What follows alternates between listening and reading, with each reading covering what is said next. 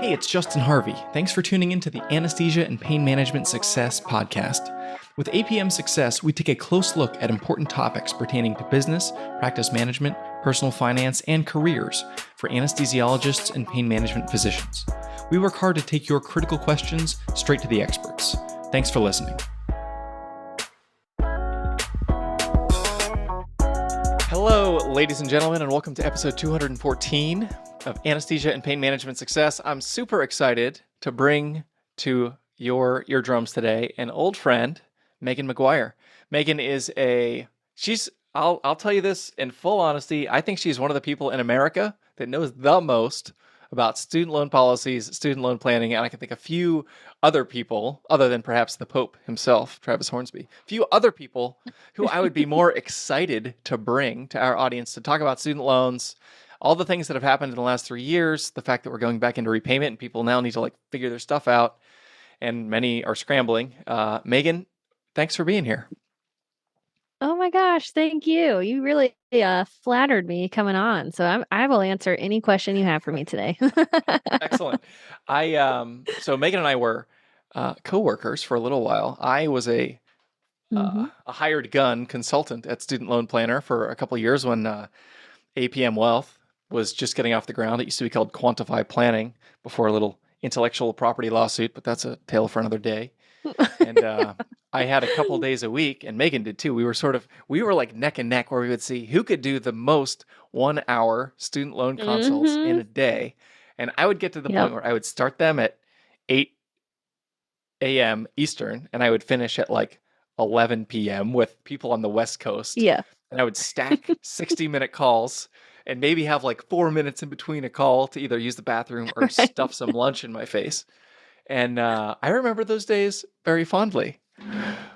I do too. I aspired to be like you, Justin. I really wanted to beat the limit. I think you still hold the record. I don't think I ever beat your record of consults in a day, but I got really darn close. If you look back at my days in 2020, I did the whole stacking too. My workaholicness took that challenge and it accepted it. Yes, that was a lot of fun. And another fun thing about student loan planning, especially when you do a fee-for-service engagement where you just try to pack as much helpful stuff in 1 hour as possible, is you have these conversations that it's not an exaggeration to say, they literally change people's lives. So I'm curious, Meagan, if you think about, I don't know, how many individual student loan plans have you done for people in the last handful of years? It's got to be pushing a 4-figure number at this point. Yeah. Oh yeah. I've done I think the last I checked, it was about 2,600 of student loan consults. Yeah. 2,600 individual people that you've helped with student loans, including lots of complicated two borrowers. One's going for PSLF and one's not. Community property, not community property. That's the thing that's awesome about Student Loan Planner. And by the way, anybody who has student loan questions, don't call me. Go to studentloanplanner.com and talk to Meagan. She's the real expert now. I'll take you. The thing that I loved about being there back when I was several years ago was you just see so much crazy stuff, and getting to learn from a cohort of incredibly smart.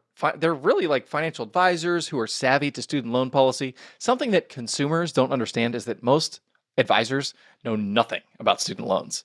And now I'd say in the last few years, the CSLP, the designation that is the sort of the best thing we have in terms of proving that somebody knows a little something about student loans, is getting a little more popular.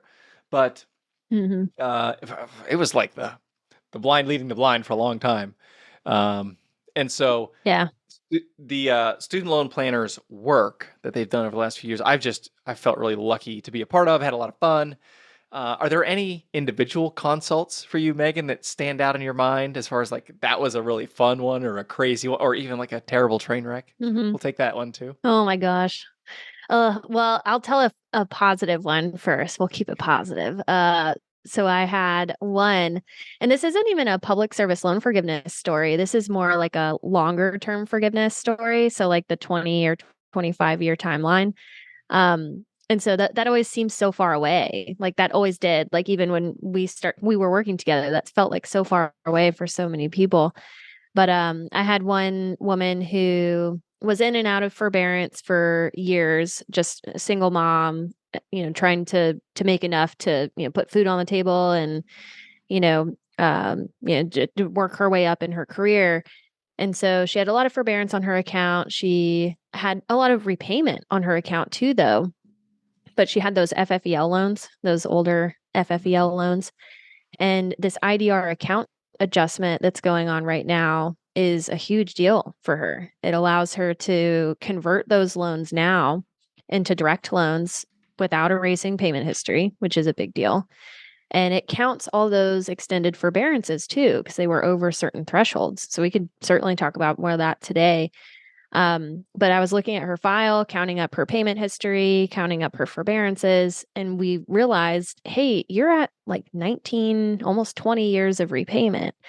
And she still had graduate loans, so it would have been a 25-year graduate loans within the loan file, so it would be a 25-year timeline. But she thought she was going to have so much longer. Like she really thought she was going to be dying with these loans. So she was bawling on the call with me, like, I can't believe you figured this out for me. I had no idea that's what everybody was talking about. But she'll be done with her loans in probably 5 years, and she has a really affordable payment now. And it was just a big, like, life-changing conversation for her because she was really down in the dumps about her options. And that's an example of something that we could do and help with.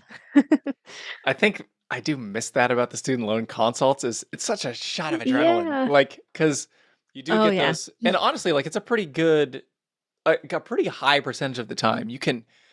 People who come in and have no clue, you can Yeah. really help them move the needle of Yeah. like 6 figures regularly in helping them Mm-hmm. do something to position themselves for forgiveness or get on the right payment plan or whatever it is, or consolidate that one loan, or there's so much capacity for that. And I know I had one that was Mm-hmm. people were listening to Dave Ramsey, and Dave is great Yeah. for a lot of things, not investing and not student loans.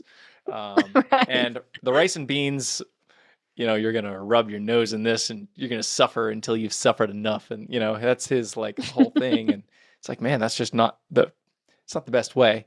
And I had somebody Mm-hmm. come in who they were thinking like, oh yeah, we got like 12 years of paying every bit of discretionary income we have and we think we can get out. And there were forgiveness opportunities that opened up, and they were like, oh my gosh, now we can have kids like right now. Oh my gosh. And yeah. See you, Justin. well, okay, let me hang up first. But that was that was yeah. Financial planning is great, and I love what I do in investment management, wealth Mm-hmm. management, and all the career coaching stuff we do for our clients. I love, but that Yeah. the Like transformative high power impact. all the time. Yeah. I really miss that about student loan planning. So Yeah. Back to back. So yeah, people who are thinking like, holy cow, how did y'all do that back to back? It's like because every call you were like really like people crying happy tears, like you really feel like you're doing great work and it's addicting. It really yeah, is. I So think it's that's a what it great was. line of work. I was hooked on the Yeah. high, and that was great. And on the other hand, you probably had some of these too. The like multi-generational. You've got the kid who's got some of Mhm. their loans. The mom took out some loans on the kid. There's some private Yeah. loans. Maybe there's like at least 2 generations. Maybe there's like a couple people in the one generation and then somebody in the generation above them. And you're just like, oh, Mhm. it's not the grand slam. It's the, oh boy, like Yeah. they're going to have the long road, and they have the relational component where it's like they all owe each other money and it's family and it's Right. messy, and like Thanksgiving is going to be weird for the next 17 years, and there's not much we can do about it. Right. Those, I do have some interesting Parent Plus stories too. I don't know if you run oh, into to those often, but I get a lot of Parent Plus. Well, because cost of attendance is going up so much, like right. Parent Plus loans are more and more common. So I get a lot of those cases. So we can touch on those if we want to today, but I would love to. So for our listeners, everyone's going back into repayment right now. We have a lot of physicians who, when they were last making payments, there was like $79 and they were residents and it was fine. They didn't really think about it. And now doctors are, if they've become an attending in the last few years, they're making good money and they're wondering what are the implications of student loan payments starting back up. So can you kind of walk us through the mechanics of what are the one or two big things that have happened in the last couple of years that would impact someone like that? And what should they be thinking about as they enter Mhm. repayment? Yes. So we've been in a payment freeze for a very long time, since March of 2020. And that means people haven't had to make payments, interest hasn't been accruing. And there's also been a lot of change, though. So a lot of people are starting to kind of poke their heads up and hear about all these changes in the student loan system that are a pretty big deal. Like there's a new repayment plan that we might want to be considering. There's new provisions to PSLF that might be something to look into. And so the first question I typically get about what should I be doing with payments restarting is, do I need to change anything? Do I need to update my income? And the short answer is no. No one's been required to update their income since before COVID, and it might benefit you to not update your income because there's no requirement to recertify right now until 2024. So that means if you have a really low payment that you locked in, back before COVID based on residency or fellowship income, you can really carry that forward all the way until your new recertification date, which is going to be sometime later on in 2024. And if you're going towards loan forgiveness, that is a huge benefit because then you just keep a lower payment for longer as we're getting to the forgiveness finish line. Now, a couple other things to think about is which repayment plan should you be on? So there's a new plan called Save, and there's the existing plan that we've known about called Pay as you earn, but Pay as you earn is closing enrollment as of July of next year, 2024. So that means if you're on the Pay as you earn plan, you can stay on it. But if you need to get on Pay as you earn, you have to do that before July of next year. So then we have kind of a conversation of when should we recertify or update income? Should we be switching repayment plans? And there's a lot of factors that go into that. So we could talk through like the differences and those repayment plans too. But those are some of the big like first questions maybe you should ask and then get some answers to. So the fundamental binary question that we ask at the beginning of any student loan analysis is, are we going for full repayment or are we going for something Mm-hmm. else? In this case, we'll talk about Mm-hmm. PSLF because that's going to be most applicable to our audience. So most of what we're going to Mm-hmm. discuss today is related to PSLF. And the one actually asterisk I would make to that is because of can you talk a little about the SAVE plan and the interest rate subsidy and how it may be Mm-hmm. useful for a period of time before recertifying to use the interest rate subsidy if it's Yes. huge before Mm-hmm. potentially refinancing? Yeah, yeah. So Save is kind of a new plan. It's actually Repay. It's just they've changed the terms of Repay and they're renaming it Save. So if you are already or were already on Repay, you are automatically going to be put into this Save plan. No action needed on your part. But Save, in a nutshell, the monthly payment's going to be a little cheaper because it's still based on 10% of discretionary income for graduate loans. It is 5% of discretionary income for undergraduate loans, but probably a very small portion of your balance. So probably negligible. But the payment is lower because there's a larger poverty line deduction that it has. So it's just taking less of your income into account. And it has an interest subsidy of kind of how Repay used to have a subsidy where it would waive 50% of any accruing interest on your balance. Save has a 100% interest subsidy. So that's huge because we used to, and I know you did for sure, and your practice since who you were working with, folks could really take advantage of that subsidy before going and refinancing if they weren't going towards loan forgiveness. Because the alternative is, if you can't make super large payments right out the gate, we would go into deferment, residency deferment, or, forbear the loans, defer the loans, which interest accrues at whatever it is each month. So Repay was a strategic way to reduce the interest cost on your loan because it waives half of anything that's accruing on the balance. But now with Save, it's doing 100%. So it's even more savings, making your effective interest rate really low. So to your point, those who may not be going towards loan forgiveness could still utilize Save as a strategic tool while your income is lower and your payment is lower to make your effective interest rate very low, probably lower than what it is with refinancing right now. So it might not be the answer to go and refinance immediately with payments kicking back in. You might want to just see if that Save subsidy is helpful to you or not. This may also create effectively a freeze for like a resident if you're married and have 2 kids and have a stay-at-home Mm-hmm. spouse and you make 62 grand. I don't know what the poverty line would be at that, but I got to imagine your payment Yeah. is like $8 a month if there is one. Yeah. As And I if say, you it's got a pretty close to that. Yeah. $300,000 balance, your payment is $8. The total interest is Mm-hmm. 24 grand or whatever it is, but the 23,800 of interest under the SAVE program Mm-hmm. is totally waived. So for any residents or fellows Yeah. or people earlier in training, if you got those federal loans, doing the SAVE plan may be worth considering because you're just going to essentially put everything on hold if your payment is very low. Mm-hmm. Yep. Puts it on hold. The balance stays pretty much stagnant, stays at what it is. And we think this is something we still need to confirm as we're entering repayment for the first time now here coming up. But we think if you were to pay extra, kind of like I know you really were jazzed about this strategy in the past where, you could pay extra towards the repay payments in the past and have it go to principal to start to work the balance down. We think that's the same case here with this Save plan, where as long as you have the required monthly payment kick in and we have the subsidy, you can then go in and pay extra and you are really working the balance down. Or in this weird, high yield interest environment for savings accounts, maybe you just throw money into a high yield savings account for now and then drop it on the balance later. So lots of strategies there, but that could be a strategic tool for folks to really save a lot of money on interest and not have to commit to a higher payment right off the bat either, which is a really positive thing. Talk about for folks who have become an attending in the last couple of years, basically during COVID, which is Mm-hmm. probably a very tough time to become an attending physician.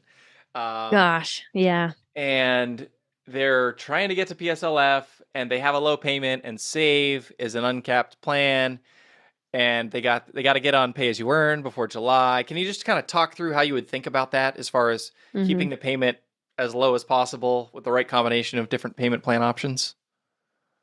Yeah, that's a great point. So Save does not have a payment cap, and that just means that the more and more income you make, the higher and higher your payment could be in the future, which may only, matter in the latter part of your PSLF journey. Like that's probably when your income's going to be the highest, but still, if we can prevent the payment from exploding, we should and we should try. So one strategy you could make is taking advantage of pay as you earn still. If you have access, pay as you earn or income-based repayment do have payment caps. And the cap is what the standard 10-year payment would be. That's what it would take to pay off the loans within a 10-year timeline. So that cap could potentially be lower than what your income-driven payment would be if you let the income-driven payment plan ride. So a strategic way to maybe switch to pay or to IBR for that cap would be you'd probably want to do that. You'd want to take a look at where was 2022's tax return? Where was that income? What's 2023's tax return income going to look like? 2022 is probably going to be lower. So it's probably going to make sense to make a switch from your current plan if you're on Save right now, for example, or repay that's turning into Save. It's probably going to make sense to switch to pay as you earn or income-based repayment before you file 2023 taxes. So you can strategically time it before you file 2023. Do it as late as possible, which is, later on next or, in the earlier months of next year. So you still have like October until then with a lower payment before you have to change it. And then make the switch at that time. And then that also satisfies the concern with pay not being available after July of next year. So all these little timelines we have to work up against and strategize with. But hopefully that makes sense. What if your income is high enough that you would be higher than the 10-year standard on pay as you earn? If you're currently on Hmm. save, are you able to get onto pay as you earn still because you would have to recertify when you switch, is that right? Hmm. You do. Yeah. So if your payment would already be higher than the standard 10-year cap, even off of 2022's taxes, or if you really delayed, you extended and you still have 2021 on file, like if it's still higher than those tax returns, then we wouldn't be able to switch. But save is going to be the next best option. It's going to be the cheapest. It is slightly less than what pay would have been. So maybe it's not so bad if it's the last couple years and we don't really have an option to cap it at this point. Is it still the case that for unconsolidated loans, you can still get on the 10-year standard? It is, yeah. So if you've never consolidated, you still have individual loans, then you can ask to be put on the standard 10-year plan. Or yeah, that starts to get a little tricky, but yes, in theory you could. Yeah, it does get tricky. Everything about this is tricky. I'm sure our listeners' heads are spinning right now with like, oh my gosh, this is so technical. I don't even know what to think about it. Um, Yeah. Talk a little bit about. Um, Actually, let me ask a specific question, just for my own Mhm. edification. What we're calling new IBR that is the same as the old pay as you earn? Is that going to be available beyond the pay as you earn kill date? Meaning, are Killed we it. going to be So functionally able to access what pay as you earn gave us beyond July of next year? yeah, yeah, with new IBR, but you couldn't As have long as had you qualify loans for it. before, yeah, October 2014, I think is the cutoff. Yeah. So newer grads, maybe, but maybe not even then because they may have been in school for a long time. So, Talk about Kaiser, because this has been like long been a part of like drama in the student loan world, and the Kaiser docs always felt screwed, hmm and perhaps they were. And probably there were people that paid off their loans who were Kaiser physicians because they didn't think they were going to have an opportunity of forgiveness. And subsequent rule yeah. changes have amended our opinion on that. Talk about how that has developed. Yes, yes. So public service loan forgiveness, one of the very first requirements is we have to be employed directly by an eligible employer. So that means your paycheck has to come from the nonprofit or a government entity. Kaiser in California and Texas specifically, they are excluded from being able to be hired directly for a nonprofit hospital system like Kaiser. Kaiser's the biggest branch. It's not just Kaiser, but they are the biggest hospital system in those two states. But state law prevents them from being able to be hired directly. So that meant that they were always not eligible for public service loan forgiveness because they were considered contractors. They were hired through a partners group, a medical group of some kind. And so, to just exactly like you said, folks probably assume that they just had to pay their loans back. Well, if you still have your loans around, your federal student loans, even if they're FFEL loans, those older loans that they were issued before 2010, you can now go back and claim credit for employment at Kaiser as a contractor. So the rule change basically they it's almost like they carved out this for, Kaiser physicians in a sense, or these states, because they recognized that this was an issue, that you were doing the work in a nonprofit hospital system, same work that in a different state you would have gotten credit for, but since you lived in California, you weren't.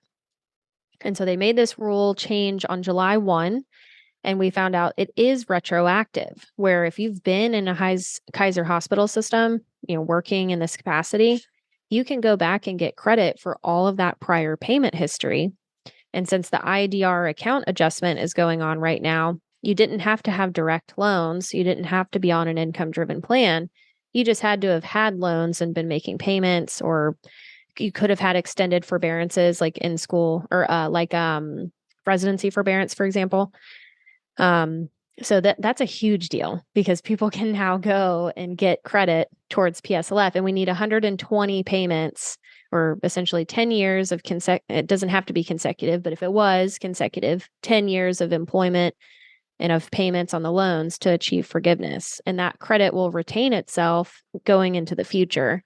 So if you're not there yet, but you did have prior payment history that you can go back and count now, go back and do it because you could be looking at PSLF now. So anybody who's listening, I know you have friends at Kaiser. You got to send them this episode. You got to let them know they need to file the employer certification form.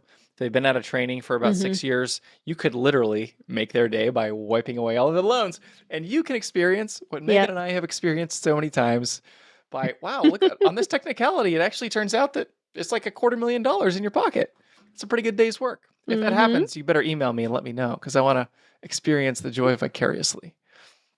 Yeah, send him the screenshot. I always tell people to do that. Like, if you remember, send me the screenshot. I want to see it. I have had a couple clients in the last year or two, like long-term, like financial planning clients. Those are the ones. And there's a different kind of like joy that comes with that because I've been on the loan. I don't know if you've ever done this, Megan. I'm curious. Like, I've been on the calls with the servicers where I'm like, we're trying to, I forget the specific circumstances. They're trying to push them on to revise pay as you earn, I think. And they were on IBR or we're trying to like stay on the capped plan. And I kept arguing with the servicer representatives. And I was like, I need to talk to your manager. And I had to go up 3 levels. I said, I need your manager. And then I needed their manager in order to, I think it was, they were hitting the payment cap on IBR and they were trying to push them on to revise pay as you earn. And they said, oh, you're not eligible for IBR anymore. It's like, well, we are.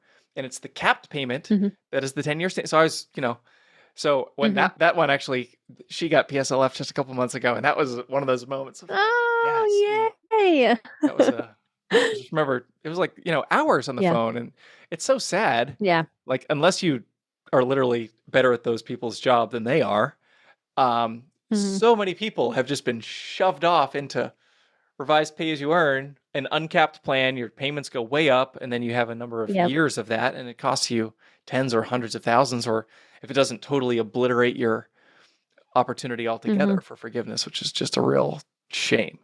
Yeah. I do remember you asking about that case actually specifically because we talked about this, how, they send a nasty letter when you've hit that partial financial hardship cap. Right. Yes. And it's so scary. They read it and they're like, oh my God, I'm not eligible anymore. And they're worried, like, I'm going to get kicked out of the forgiveness plan. Like, I don't want to mess up. And the letter, it's very vague. It just says, hey, you're no longer eligible for this income driven plan. Call us. And you're thinking, oh my God, I got to call to fix this. And so people call and they're like, oh yeah, well, we could switch you to repay. And that's exactly what your client was going through. They were they didn't have to switch. If they just left it as is, kind of ignored the letter, which is also scary. Like, you never want to ignore things, but in that case, like, it's probably okay just to ignore that language. And then it would just naturally cap itself. The system would do that. So yeah, very infuriating when you're working up against like representatives that don't have a financial background at all. They're just reading from a script. They think they know how to answer questions, but they don't. So it's we could definitely sympathize with folks who have gone through like a really frustrating servicer experience. So one of the key considerations obviously is your income and your sort of your forgiveness path. Another key consideration in understanding how much am I going to pay and what kind of strategies do we need to implement is the tax filing status. So can you talk a little bit about how that works? Because we haven't talked about it on the show in a long time. And then with the SAVE plan, it's a little bit different than how Repay used to handle that. So can you describe like what types of strategies should people be thinking of as they're trying to keep their payments down on the way to PSLF? Yeah. So income-driven repayment, of course, is off of your income, and it pulls from your tax return, the adjusted gross income from your tax return. Usually, you can submit a pay stub, but generally, most applications will go off of the tax return. And if you're filing taxes jointly with the spouse, the payment is going to be based off of that joint income, which can be problematic if your spouse also earns pretty great income. And so, married filing separately allows you to exclude your spouse's income from the equation, which used to not be the case with Repay. Repay used to make you have to include your spouse's income, which that always, to us, I feel like kind of rubbed us the wrong way. We're like, what? It has to include your spouse's income. So that is no longer the case, thankfully, with these new provisions with SAVE. You can also exclude spousal income as long as you're filing taxes separately. And so that's a strategy we'll employ to try to keep the payment as low as possible. And then community property states like California, Texas, a lot of the like Pacific Ocean, Mexican border states. There's also we call it the community property state loophole, or the breadwinner loophole, if you will, where in one of those states it is community property. So your income that you make is you and your spouse's for the year. So when you file taxes separately, you each have 2 separate tax returns. So what they do, since it's community property, is they add those incomes together and divide it in half pretty much between the 2 tax returns. So you have the household average on your tax return. So if you're a physician making $400,000 a year and your spouse is staying home with the kids, it still could make sense to look at married separate, because that $400,000 of income is divided between the 2 tax returns. So now for the student loan payment, you look like you make $200,000. And that is a legitimate way to drop the payment pretty significantly and help us get to loan forgiveness more effectively or efficiently. There's a secondary benefit of doing that in a community property state. Not only do you reduce the income that you show to the servicer, you also do it in a state that doesn't significantly increase the tax cost. And that's part of what makes it magic. If you're in, so I'm in Oregon. Oregon is a non-community property state. So if you draw a line from New Orleans to San randomly, Francisco, right? basically everything in that line and the state of Washington is all community property, but we're like a little island of non-community property out here. Right. So in Oregon, it's like you traded with like Wisconsin, because Wisconsin is one too. You're right. Randomly. Yeah, the one that we always forget about there in the Midwest. What happens in this circumstance is, if in Oregon, if I was making $400,000 as an anesthesiologist, my spouse stayed home, stay-at-home parent. If I filed taxes separately, I could exclude my spouse's income, but my tax return would show $400,000, and my taxes would probably be about $14,000 more. I'm just making up a number, but somewhere in that between 10 and 15 probably on my actual tax bill. So I get zapped on the taxes and I can't reduce my income. But if I live 2 miles to the north in Vancouver, Washington, and I do the same strategy, I report $200,000 of income instead of $400,000, and that extra $14,000 of taxes that I paid to the Fed goes down to zero, or it approaches zero. In addition to the fact that the state income tax is about 10% less, just 2 miles north of us, but that's a separate conversation. And so knowing the community property lay of the land can be really valuable as you're trying to triangulate towards PSLF and understand how that can help you. In particular, if your spouse can't hurt you either. Doesn't work outside of the home. Yeah. And it can't hurt you too, because I know this sounds like you might be thinking, oh, shoot, this could work for me, but my spouse makes so much more. I'm the one with student loans. It can't hurt you, thankfully, because it still allows you to split the income in this way. The tax return would show half of your household income. But like I mentioned before, you could submit a pay stub. And that's a legitimate reason to say your income is not reflected. It's lower. Your income is lower than what the tax return shows. And that's one of the triggers for you to be able to submit a pay stub. So that's a way that you can get around it. We call that the reverse breadwinner loophole to help you made up all these still funny names with for that. These things. Right. Yeah, let's actually talk about that for 1 second. So if you are like a teacher, for example, and you're married to a doctor and you live in the Bay Area and you took out $200,000 for your Master's of Ed and undergrad cumulatively, and then you just you defer, and never paid on it. And now you have some PSLF credit. You're going to have to exclude your high income spouse's income in order to be able to achieve PSLF affordably. So if you file separately, if you make 60 and they make 600, then you sum it to 660 and divide it by 2, so 330. So in the eyes of the state, you're each assigned $330K of income. But if you're that teacher, you don't want to report 330 because you only made 60. So you're not going to use the tax return. You're going to use what's called an alternative income verification method, which could be the W-2, could be a pay stub, could be some other, I think it depends on the servicer. which Mhm. documents they Signed will. statement. Yeah, there's like it gets really rowdy as far as how Wild West it gets with some of this stuff. Um, Right. and what they will do then is they will, because you filed separately, they'll exclude your spouse's income if you're on a payment plan that allows you to do so. For example, save. And then you Mhm. can use the pay stub to say I make 60 and not 330. And the incremental, the difference between your 60 and the 330, the 270 grand that would have been applied to you is also excluded. So this is Mhm. a super powerful strategy in terms of keeping your payment very, very, very low and preserving the lion's share of Mhm. that PSLF benefit. Mhm. Yep. Yep. And that's what it's about. When we're going towards loan forgiveness, we want to pay as little as possible legally. That's right, legally. I Right. guess that now the nice thing about this whole married filing separately on the SAVE plan, which is funny, Mm. saving for a valuable education is the super corny acronym. I thought it should have been like Mhm. saving for an expensive, overpriced education, but doesn't quite roll off the tongue. Um, Right. but now that you can file separately and exclude the spouse's income, there's no more moral dilemma about, because if you do Mhm. repay, there was this opportunity to say, I don't have access to my spouse's income numbers. Mhm.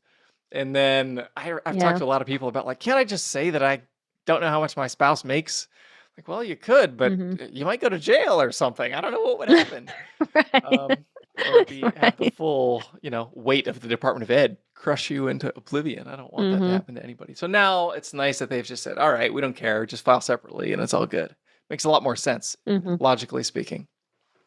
It does. It's a lot cleaner. And I think that's kind of the moral of the story on what's going on right now in the federal system is they're trying to make things cleaner, more simple, straightforward for the most part. But we know that, with between all these different plans, it's still not totally straightforward.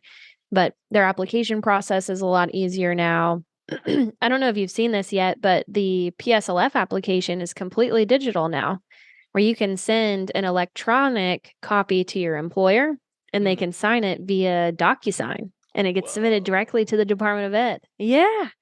That was a happy Oh my day for that gosh. DocuSign sales rep whenever he signed the Mohila up for that. Right. he he took his family out Right. to a nice dinner. Oh yeah. No, and it is lovely because it used to be such a clunky process. Yeah. You'd be advised to do it through the website still, but it still made you print out a form and you had to take it to work to get a physical signature. And then you'd upload it, then they'd lose it. It was horrible. And then processing times were like 2 or 3 months or more to get your payment count updated. But now with the electronic signature, we've literally seen that payment count get updated within 2 to 3 days. Whoa. Yeah, that's wild, I did not right? know that. I mean, for somebody Compared who's to so what? used to operating in the, like, we're counting months, that is like shocking warp speed. Right. Yeah. Wow. So I think they really have upped their game on their processes. Oh, you might like this too. The consolidation or income driven application used to make your spouse sign off on the Mhm. application regardless of if you filed jointly or separate. And it would use the word cosign, like your spouse has to cosign your application, which was confusing because you're not obligated to those loans at all. But they recently changed that to where all you have to do is tell this or plug in the spousal information like name, social that would match the tax return. Spouse no longer has to sign off on it. It's amazing. Like all these horrible, clunky processes that people used to go through, they're really trying to streamline it. Thank goodness. It's about time. It's only taken 11 years since 20, whenever the last time they overhauled Right. this was. Yes. Maybe, are there any other like tidbits or new changes or things happening in the next 12 months that you think listeners in this cohort may find of Mhm. interest? So one, we talked a little bit about consolidations, and I just mentioned the consolidation application. Something really big we've been finding is a lot of people have gone to school during different time periods in their life. Like maybe they started undergrad, took a couple years off, then went to med school and continued their education.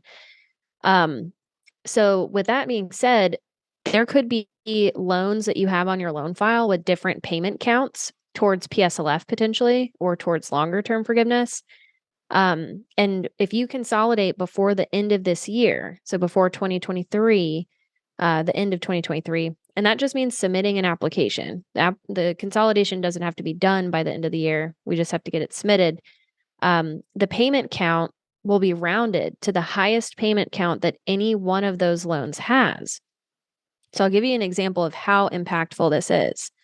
I had a physician client who had those old FFEL loans from literally the 80s, right? The 80s. And they had also been working on and off in public service, but they had a lot of payment history on that old FFEL loan. They went and borrowed Parent Plus loans for their kids to go to school. Parent Plus loans are federal loans that you can borrow for undergraduate students. I love where this is going. Yeah, you already know where it's going. So the kid graduated in 2018, something like that.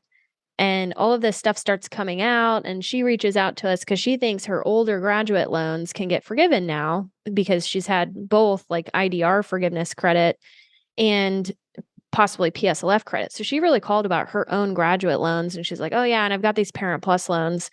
They're a lot, but I'll plan on paying them back." It was like $200,000 of Parent Plus loans. Those are and her graduate loans. Yeah, 7-8% interest rates. And her balance that was left, it was like 40 something. It wasn't a lot left. And I'm looking at her loan file and I'm like, if we consolidated all these loans together, they would all get all of that payment history that your graduate loans had, and the whole balance could get forgiven right now, even though those 2018 loans have never really been in repayment because we've been in COVID. And that was my first time like seeing it after seeing all this new language change. Yeah. And I'm like reading the language over and over again, like, is this really how this could work? And sure enough, it worked that way. We consolidated her loans, and she literally got tax-free forgiveness for her whole balance, including the more recent Parent Plus loans that she thought she was going to be paying back for another 20, 30 years. Oh my god. Isn't that wild? That's another one of those ones where you're like, you just hang up the cleats at the end of the day and pat yourself on the back and say, I made the world a better place today. Yeah. But that's a very extreme example, but this is definitely still applicable to from overpayment.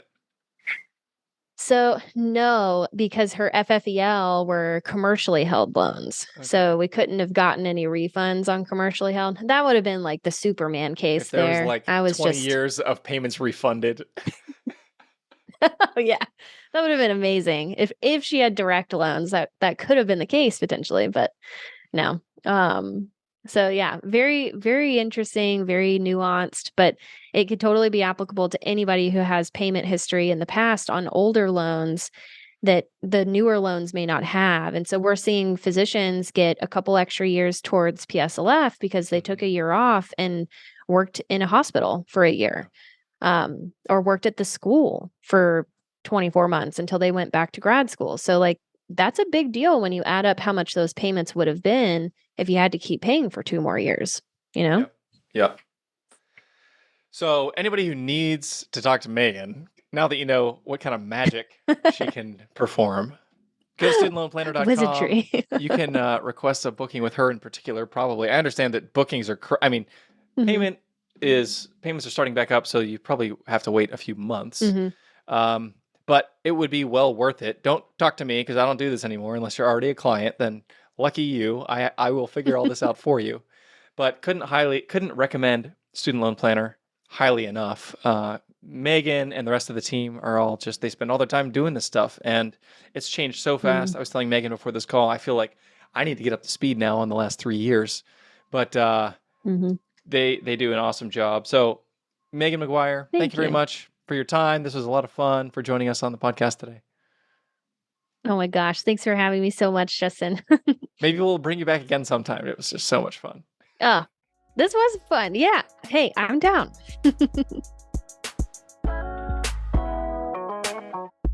If you liked what you heard this week, head on over to apmsuccess.com, where you can find more content and free resources to help you build a successful career in anesthesia and pain management. If you wanted to leave a review in iTunes, I'd also really appreciate it. Thanks for using some of your valuable time to join me today on APM Success.